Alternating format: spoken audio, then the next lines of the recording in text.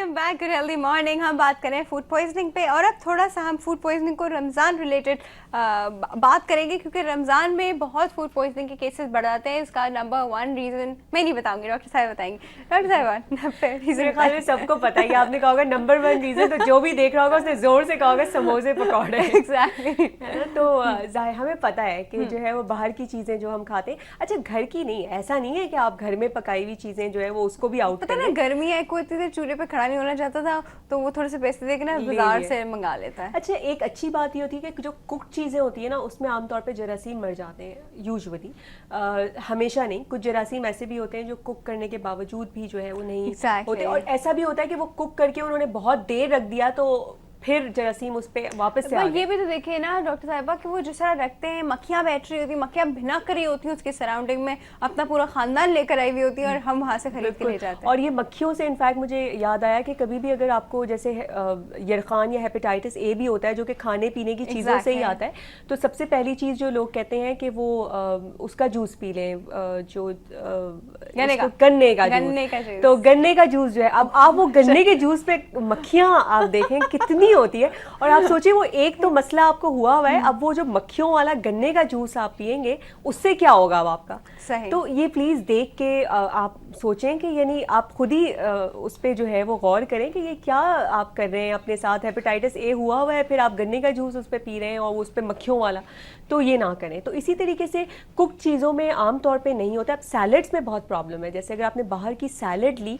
और ख़ास तौर पे अगर कोई चीज़ ऐसी ली जिसमें कि प्याज डली हुई है, और वो प्याज बहुत टाइम से आप देखेंगे थोड़ी सी स्मेल भी एक प्याज में ज़रा सा आप ज़्यादा रखें तो एक स्मेल सी पड़ जाती है। हाँ बिल्कुल पड़ जाती है ना। तो ये टमाटर में भी ऐसे जरासीम हो सकते हैं, जो थोड़ा आपने ज़्यादा रखा तो आपका पेट बहुत ठीक ठाक ख़राब हो सकता है। टमाटर वाली चीज़ तो इतनी जल्दी ख़राब होती है कि वो रेफ्रिजरेट भी नहीं हो पाती है। बिल्कुल। और जैसे मैंने मेयोनीज़ की बात की, आजकल हर चीज़ में मेयोनीज़ डालते हैं। बाहर के खानों में तो बहुत आम, जैसे बर्गर्स आप ले लें या रोल्स ले लें, तो हर चीज़ में मेयोनीज़ होती है। तो वो मेयोनीज़ भी बड़ी जो है वो ख़तरनाक हो सकती है अगर उसको सही से नहीं रखा हुआ। बिल्कुल डेफिनेटली। अच्छा, एक तो ये चीज़ें हैं, दूसरा ये कि वो जिन चीज़ों में पकता है, जिस तेल में पकता है, ज़रा उस तेल की कहानी तो सुनाएं आप। अच्छा, एक दफ़ा वो तेल में पक गया, फिर वापस उस तेल में पकता रहता है। आप ये बहुत जानना ज़रूरी है लोगों के लिए कि एक ही तेल में अगर उसको आप बार बार रीहीट करते रहेंगे तो उसमें कुछ ऐसे केमिकल्स पैदा हो जाते हैं जो कि आपके हेल्थ के लिए कैंसरस हो सकते हैं। Exactly. तो एक ही तेल में बार बार रीहीट नहीं करना चाहिए, और जाहिर है हम घर में उतना ही तेल यूज़ करते हैं भी होते हैं उन तेलों के, वो तो तेल के वो हीट पॉइंट जो होता है उसका वो कितना कब का गुजर चुका होता है। और जी वो काला तेल होता है, काला तेल, ऐसा तेल कि आप हाथ पे गिरा के कहें ओह गॉड, और उसका उस तेल में पकी हुई चीज़ें हम खा रहे होते हैं। बिल्कुल ठीक बात है, क्योंकि हम जैसे देखते भी हैं, हम कहते हैं हाँ ये तो अच्छे तेल में पका रहे हैं। बाहर देखते हैं, हम कहते हैं हाँ ये तेल तो इनका अच्छा लग रहा है, वो एक साथ में डब्बा पड़ा होता है, उसके अंदर तेल कोई और होता है, वो किसी और कंपनी का होता है, अंदर तेल किसी और जगह का डाला हुआ होता है। और अगर वो उस कंपनी का होता भी है तो वो जितना रीयूज होता है ना, अब जैसे फ्रेंच फ्राइज में ही आप देखें, फ्रेंच फ्राइज आजकल बहुत आम है, लोग हम बाहर से खा लेते हैं, तो वो उसका भी कितना रीयूज हो रहा होता है। एक दफ़ा फिर आपने दूसरी, पता नहीं सुबह से लेके मेरे ख्याल में रात तक वो लोग तेल चेंज तो नहीं करते होंगे, शायद ऊपर से ही उंडेलते रहते होंगे थोड़ा बहुत। सुबह से रात, महीना तेल चेंज नहीं होता, कम होने लगता है तो उसके ऊपर और डाल लिया जाता है। तेल नहीं चेंज, तेल का चेंज का कॉन्सेप्ट ही नहीं है, और हमारे घरों में भी नहीं है। जरा ये इस पे थोड़ा सा बताइए लोगों को कि 2 दिन से ज़्यादा फ्राइंग पैन में वो तेल रहना ही नहीं चाहिए। आपने पकौड़े बनाए, ठीक है, पहले दिन आपने ले लिया, दूसरे दिन बनाए, फिर नहीं रखना उस तेल को, लेकिन एक्सपेंसिव कहते हैं इतना है कि हम लोग वो तेल बार बार चेंज नहीं कर सकते। कोशिश करें कि ऐसे पैन्स यूज़ करें ना कि जो कि थोड़े से डीप हों, ताकि उसमें कम तेल में भी जो है वो अगर आप कुछ भी पकाएं तो वो जल्दी से पक जाए। अगर आप फ्लैट बड़े पैन्स यूज़ करेंगे तो उसमें तेल ज़्यादा लगेगा, और जो है वो आपको फिर रखना पड़ेगा वो 2 दिन 3 दिन, तो वो जाहिर है तेल की क्वालिटी बहुत उसमें कॉम्प्रोमाइज़ होती है। डेफिनेटली हो जाएगी। और अब तेल की बात हो गई तो हम थोड़े से फ्रूट एंड वेजिटेबल की भी बात करें। अच्छी चीज़ें हैं खाने में, लेकिन अगेन अगर उनको सही से ना रखा जाए, काटा जाए, तो डॉक्टर साहबा इस पर थोड़ी सी रोशनी डालिए। बिल्कुल, आप देखते ही हैं कि जैसे फ्रूट, अगर आप एप्पल भी थोड़ी देर कटा हुआ बाहर रख दें तो उस पर एक लेयर सी आ जाती है जो कि डार्क लेयर हो जाती है, तो वो तो कहते हैं उसका आयरन ऑक्सीडाइज हो गया। हाँ बिल्कुल यही होता है, लेकिन एक्चुअली जो है वो उसकी न्यूट्रिशनल वैल्यू जो है ना फिर कम होती जाती है जैसे जैसे फ्रूट, और फिर फ्रूट पे क्योंकि फ्रूट कुक तो होता नहीं है, तो अगैन उस पर जो जरासीम आते हैं तो वो कहीं से भी वो वहीं रहेंगे, कहीं नहीं जाने वो। तो अगर आपने बाहर से फ्रूट लिए या फ्रूट चाट आपने खाई, उससे बहुत बेहतर है कि आप घर में फ्रेशली जो है वो बना के उसको खाएं। सही। अच्छा, ये अब ये चीज़ हो गई। अब ये देखिए, ये चीज़ वो है जो हम अवॉइड कर सकते हैं। हम घर में फ्रूट चाट बना सकते हैं, बहुत डिलिशियस फ्रूट चाट बना सकते हैं, उससे कहीं ज़्यादा बेहतर टेस्ट की फ्रूट चाट बना सकते हैं जो बाहर से मिल रही है। तो बाहर से क्यों मंगाएं? आपको पता है वो पता नहीं इससे क्या सब, पता नहीं धोई है नहीं धोए हैं, और धोए भी किस पानी से भी तो there's a प्रॉब्लम। अच्छा, वाटर बॉर्न भी होता है क्या? बिल्कुल, वाटर बॉर्न भी होता है। और वाटर वही अगर आप बॉयल नहीं करेंगे, यानी बॉयल का मतलब ये होता है कि उबाल आने के भी आपको 15 मिनट तक उसको जो है वो चूल्हे पे रखना होता है। Exactly. तो ये सही तरीका है बॉयल करने का। कुछ लोग जैसे ही उबाल आता है तो बंद कर देते हैं। जो हम जिससे फल और सब्जियां धोते हैं, अब ये तो उबाल के नहीं यूज कर सकते ना। कोशिश करना ये चाहिए कि एक दफ़ा अगर आपने धो दिया ना, फिल्टर कर लें। नहीं, फिल्टर के अलावा भी अगर आपने नॉर्मल टैप वाटर से धो लिया ना, तो उसको एक दफ़ा जो है ना वो बॉइल्ड वाटर में भिगो के निकाल लें।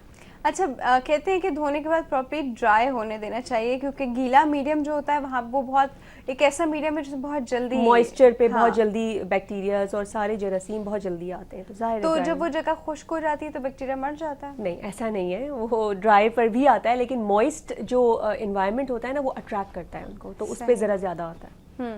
अच्छा, फ्रूट को अगर हम लोग खुली हवा में रख दें, और क्योंकि देखिए जिस तरह वो थैलियों में आते हैं या जिस तरह उनके पास बोरियों में होते हैं, हम उसको लेके खुली हवा में रख दें और कहें कि ऐसे साफ़ हो जाएगा, तो कैसे साफ़ हो जाता है? नहीं, ऐसे नहीं होता है, क्योंकि वो मक्खियाँ, बल्कि जो है वो आप कैसे मक्खियों से बचाएंगे? आपने कुछ उस पर ढाँक भी दिया, फिर भी आप देखें कि जरासीम तो इतने माइन्यूट होते हैं, इतने छोटे होते हैं कि वो आपको नज़र भी नहीं आते, तो जो है वो फिर भी जरासीम उसमें जा सकते हैं। तो बेहतर तरीका यही है कि फ्रूट को जो है ना वो आप फ़ौरन काट के खाएं।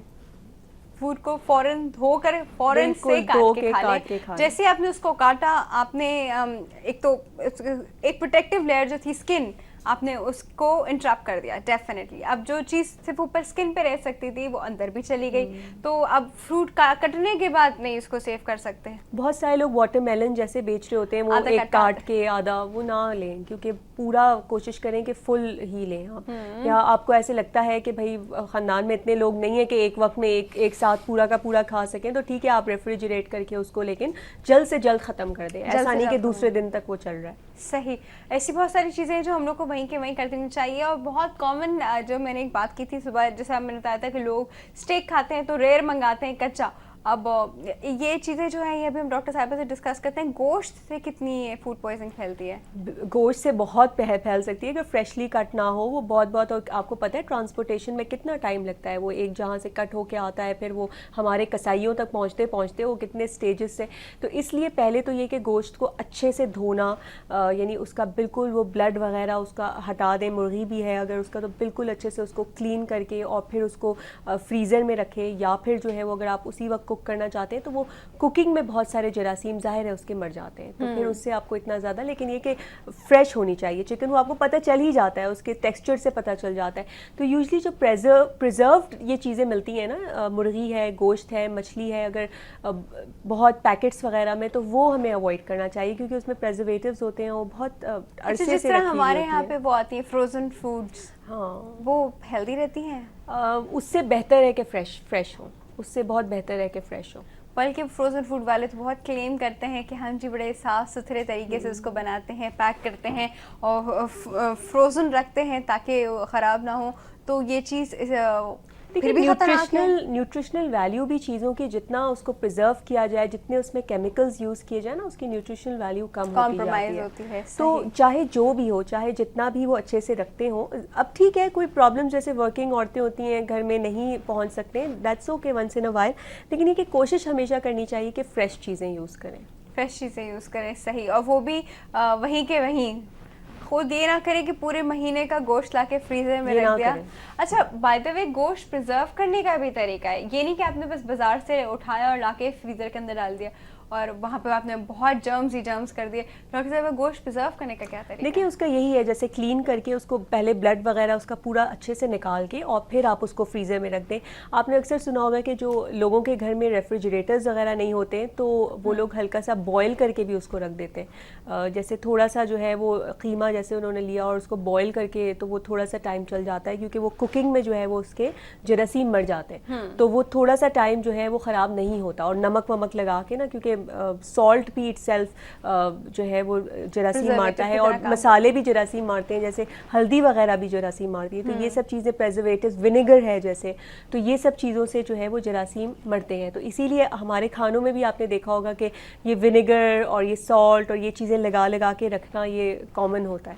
अच्छा, और वो ये भी कहते हैं ना कि बाजार से जिस तरह हम लोग मुर्गी लाए हैं और मुर्गी सेव करनी है, तो आपने इससे पहले धो ली और खुश्क की, और खुश्क करने के बाद आपने इसके पैकेट बनाए। गीली गीली के पैकेट नहीं बनाने। बिल्कुल सही है, बिल्कुल सही है, क्योंकि वो पानी उसका, अगर आपने टैप वाटर को जो है ना वो रखा, तो वो जाहिर है कि उसमें जरासीम लगेंगे, क्योंकि आपको पता है बर्फ में भी जरासीम होते हैं। ऐसा नहीं है कि हम बाहर की बर्फ लाएं और हम सोचें कि इसमें जरासीम नहीं होते। वो पानी के पानी से बनी है, तो देख। अब दूसरा जो चॉप बोर्ड होता है, उफ अल्लाह, उसके ऊपर तो मुझे लगता है जो चीज़ मिलती है एक चॉप बोर्ड के ऊपर सब यूज रहता है। उसी चॉप बोर्ड पे सब्जी भी कट रही होगी, उसी चॉप बोर्ड पे गोश्त भी कट रहा होगा, उसी चॉप बोर्ड पे जितनी चीजें कटने वाली होती है ना, एक चॉप बोर्ड पे कट रही होती है। तो चॉप बोर्ड जो है इतनी इरेगुलर उसकी सरफेस है, इतने जर्म्स उसके अंदर रह सकते हैं। लेकिन मैं तो कहती हूँ हर चीज़ का अपना अपना चॉप बोर्ड होना चाहिए। देखिए, एक तो हमारे यहाँ पर कोई फूड का क्वालिटी कंट्रोल तो है नहीं, आपको पता है कि हमारे कोई ऐसा सिस्टम नहीं है कि जिससे हम कंट्रोल करें क्वालिटी। लेकिन सेकेंडली आप देखें कि इकोनॉमिक हालात और लोग कितना, जो ये लोग खड़े हुए होते हैं, हॉकर्स होते हैं, और ये जो खाना बेच रहे होते हैं, ये लोग क्या इतना अफोर्ड कर सकते हैं कि इस तरह की चीज़ें हम इन पर इम्पोज करें? यानी एक जनरल आपको मतलब देखें, ये भी तो नहीं ना डॉक्टर साहिबा कि वो लोग खड़े होकर फिर दूसरों की सेहत के साथ खेलें। बिल्कुल सही बात है, बिल्कुल सही बात है, लेकिन इसके लिए हमें अवेयर होना चाहिए ना। यानी कि उनको, ठीक है, अगर आपके पास एक सिस्टम है जिससे आप ये क्वालिटी इंपोज कर सकते हैं तो ठीक है, लेकिन अगर सिस्टम नहीं है तो फिर इन दैट केस हमें अवेयर होना बहुत ज़रूरी है। सही। Thank you so much for coming doctor Farida, बहुत बहुत शुक्रिया आपके आने का। व्यूअर्स, वक्त हो गया एक और छोटी सी ब्रेक का, कहीं मत जाएगा, विल बी राइट बैक।